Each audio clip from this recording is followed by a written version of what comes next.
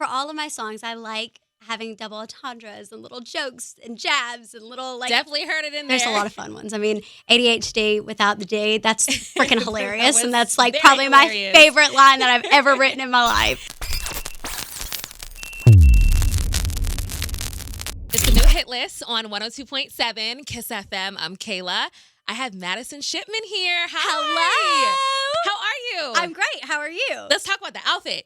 Okay. Well, first of all, I know that you do like outfits of the days all the time on your Instagram. I so you doing it. clearly love to dress up and do the whole damn thing. So let's do an outfit of the day right now. Okay, so my outfit of the day, it's all from Iro. My boots, my shorts, my top. Yeah, I found it in Venice while I was living out in Venice and fell in love with the outfit. It was in the window, and I'm like, you're coming home with me. Oh my God. Cute, cute, cute. I love it. It's Thank so you. wild seeing you all grown up from Game Shakers. It's just so wild. Like you as a little kid, then you now as a grown woman. Do people have to do like a double take when they see you out? 1,000%. I feel like now that, because me dyeing my hair back brown, this is a very recent change. So now that I've dyed it back, I get recognized more. Okay. But whenever I was blonde, I rarely got recognized. Yeah. And like, people would definitely do the double take, whereas now they're like, oh, it's Madisyn. So that's nice. That's refreshing to be able to see and like connect with people. So I'm grateful for that. Are you so far removed from that life, or do you like still hold on to that era and that time? Okay, well, this is actually funny. So we're driving down the road, and I was on the phone with Mom, and we're driving past the old studio where we used to film, and we were literally just talking about it, of how nostalgic it is, and I miss that life. I mean, there were so many good memories that we had because we were working together 6 days a week for 4 years. So at that point, you really are family with these people. And then for it to just go away out of the blue, it's so sad. And like, I just hold all of the good memories super dear and close to my heart. That's all you really can do. But it was a great experience. I'm so happy and so grateful. And I mean, those are memories that I'll tell my kids about one day and my family. So. I mean, being a Nickelodeon star is I'm sure very, very hard, especially as a kid. Like, how did you handle the pressure and expectations that come with being in the public eye at such a young age? So my mom always had the mindset of you are supposed to be filled with gratitude and stay humble and stay true to yourself. And the second that you're not doing that, then you're pulled out. I don't care what you're doing, you're done. So I've always had the mindset of like just the utmost respect and gratitude to be in the place that I was. Because I was 12 years old whenever I started the show, which is crazy. Working a full-time job 6 days a week, 10 hours a day. I mean, you give up your childhood. And to really grasp the gravity of that situation, it's a lot in itself. And a lot of people don't understand that aspect of being on a show. But for me, I was just happy to be there. I mean, every day felt like a vacation, and it just felt fun and so full of life and just good memories that now, I mean, I don't think I would ever let my kids be a child actor just because. Really? I mean, for me, I didn't know what I was getting myself into whenever I was 7 years old, whenever I started acting. But I had the respect and the support from my family to do what I wanted to do. But as a kid, you don't really understand what all it entails of, especially being in the public eye. So for me, I don't think I would let my kids do it until they reach an age where they're able to actually grasp what they have to give up of like, not being able to hang out with friends and all of your schoolwork you have to be accountable for by yourself and little things like that. But overall, I mean, it was the way that I was supposed to live my life. So I'm very grateful. You grow up faster than any other normal kid. 1,000%. And then whenever the show ended, I had like a little bit of an identity crisis because I didn't know who I was. I had played Kenzie for so long that was my life. And then the show ends and I'm like, well, I'm going to go to regular school. I'm going to be a cheerleader. I'd never cheered in my life. I've never played a sport in my life. But here I thought, oh, yeah, I'll just join the cheer team. You just It'll got to be do fine. the normal kid stuff. Yeah. And honey, I got the biggest slap of reality. It was the funniest thing. I mean, looking back, it's funny. In the moment, it was not funny. It was traumatizing, but it is what it is. And then, I mean, that definitely showed me, yes, I am meant to be in entertainment. That is what I love. That's what I enjoy about life. And it gives me an outlet to show my personality because I am a lot. I mean, I know that. I mean, it's me. Yeah. And I love that you embrace yourself in every era that you're in. 1,000%. That's all you can do. Your character development obviously had to come super quick and early than normal people. So how would you say being on that TV show as a kid helped shape your character and prepare you for like the life that you have now? I think rejection was the biggest lesson that I learned that I'm so grateful for, because every day, no matter what you do in life, you're going to have rejection. That's just life. And for me to be so open to rejection at such a young age, that's such a big win for me, because a lot of people don't understand that whenever they get older and they go into the real world after college and you're applying for jobs and you don't get the job that you wanted.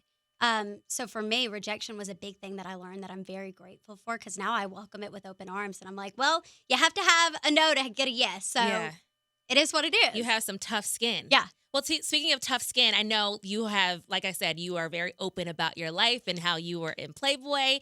And I'm sure that was like, a shock for a lot of your younger fans. So how did you deal with that? How were you able to, I don't know, I guess, reintroduce yourself in that way to, your audience? So I've never openly talked about this. And I'm currently in the process of writing a book right now. It's a memoir. I'm writing it with my mom. And it's about us going through different lessons that we've learned throughout the years. And for me, a lot of people saw me joining Playboy and they're like, oh my God, I can't believe you would do that. What happened? Like, you were my idol. I can't believe you would turn to that, because it is a 180. But for me, I've always said it was me reclaiming my sexuality and becoming the true version of myself. And then on top of it, I'm able to support myself and live the lifestyle that I want to live and that I'm so grateful that I get to do.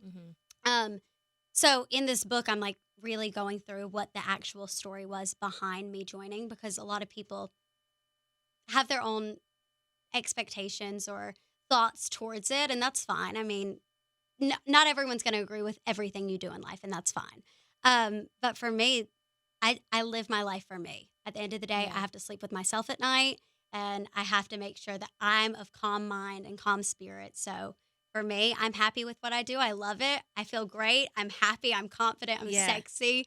And to be able to be in an environment where that's embraced and meeting other girls that have those same morals and standards for themselves and being in that loving energy, it's been the biggest win for me. So I'm so grateful. I genuinely don't think I would be the same woman I am today if it wasn't for Playboy and that whole character arc, if you will. Right. So, yeah, I mean, it's given me everything that I needed it to give me.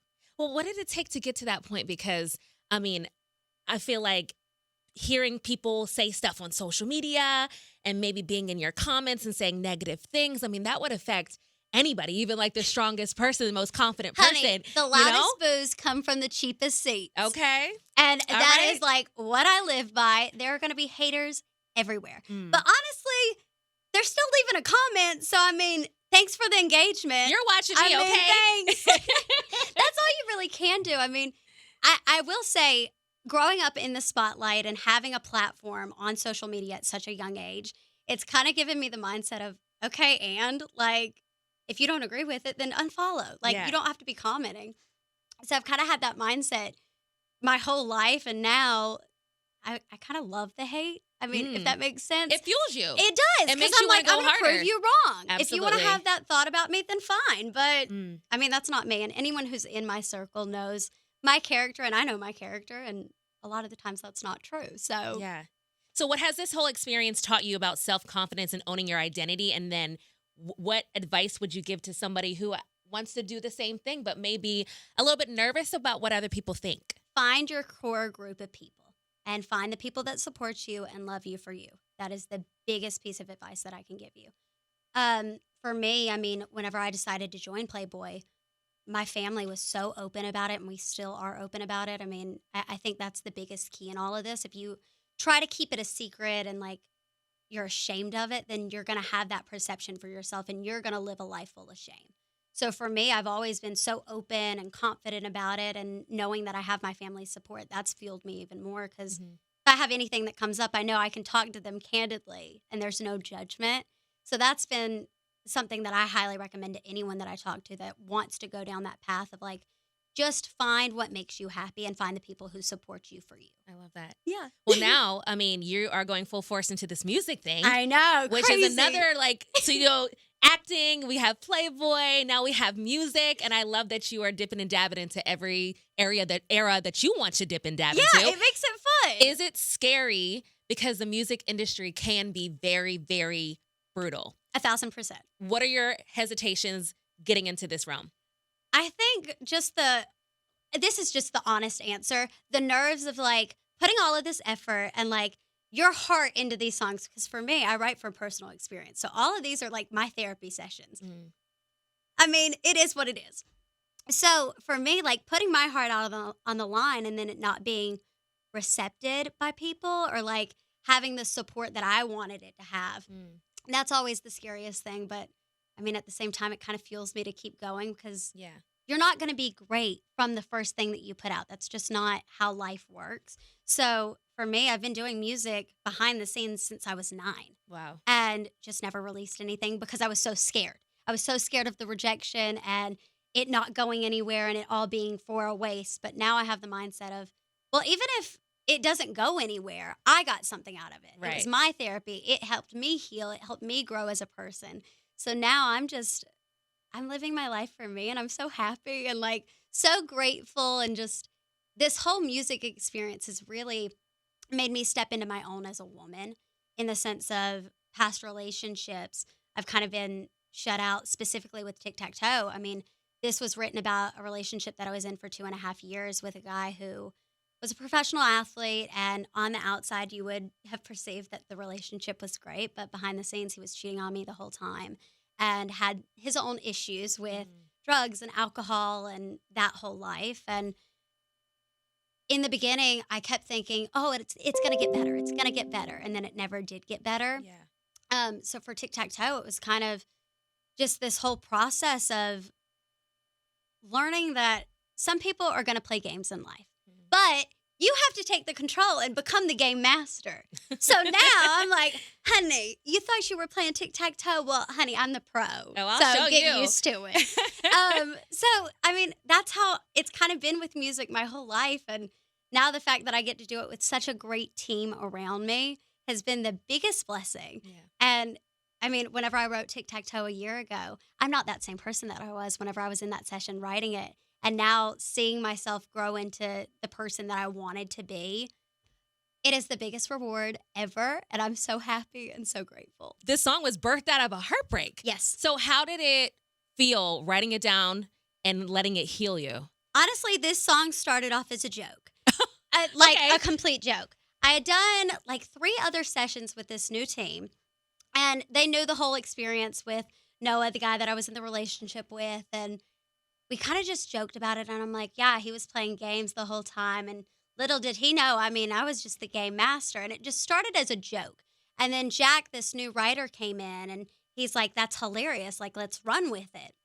And Tic-Tac-Toe was born. And I mean, for all of my songs, I like having double entendres and little jokes and jabs and little like definitely heard it in things. there. I mean, it just makes it more fun, and that's my signature, and that's how I am in my real life. And for me to really do this authentically, it needs to be my personality and myself and how I would talk in real life. So these songs, like, there's so many little things that if you genuinely listen to the lyrics and take a nice listen, then you'll be able to hear the whole story. Okay. And there's a lot of fun ones. I mean, ADHD without the D, that's freaking hilarious. And that's like probably hilarious. My favorite line that I've ever written in my life. So wait, what's next then? Because this has to be the beginning of something so much bigger. So project, more songs, what's going to happen? So we're in the process of releasing 5 singles with this team.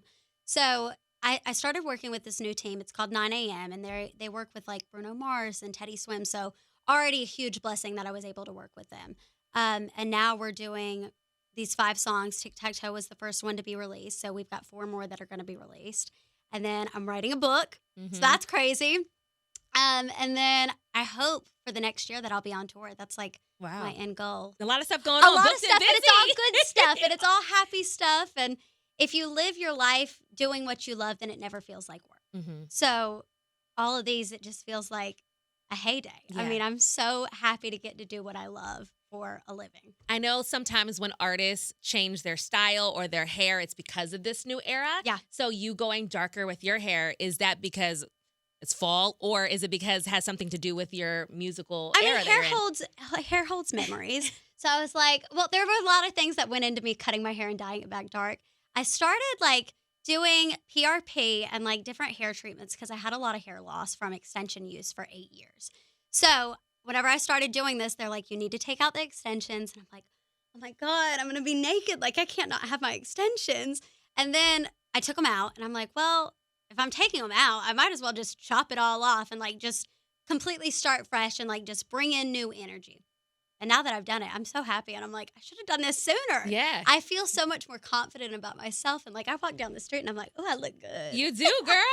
You do. So if you were to give this new era like a color of what this whole, like this new chapter represents, with your hair being short now and your tic-tac-toe is out, what color? I think red. Red. Why red? Okay, well, my old era was like pink, and pink is still my favorite color, so that's not going away. But I think that red's just like more sultry and sexy and fun, and yeah, I mean, this whole new era is just, it's a new coming of Madisyn. Okay.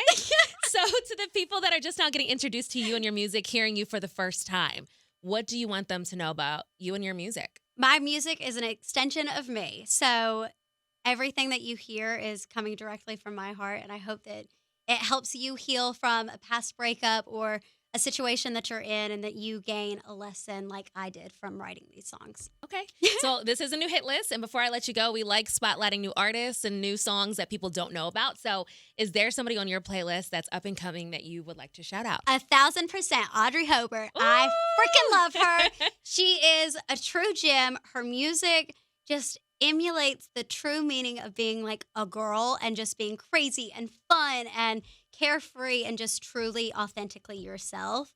And every time I hear her songs, I'm dancing in the car and people are probably looking like, what is going on? But it's fun and that's how it should be. And I mean, that is definitely the song that I turn on. Sue Me for sure. Bowling Alley. Bowling Alley, Thirst Trap. Love Thirst Trap. All of it. And Phoebe. I love Phoebe. I don't know why. I love it. I've never seen Friends, but I love Phoebe. So every time I hear her songs, it gets me moving and grooving, and I love it. Well, Madisyn, it was so nice to meet you. So nice to meet you, I love too. your song. Thank Go you. listen to it and come back when you put out a project, okay? Well, thank you. I appreciate it. I'll see you soon. It's the new hit list.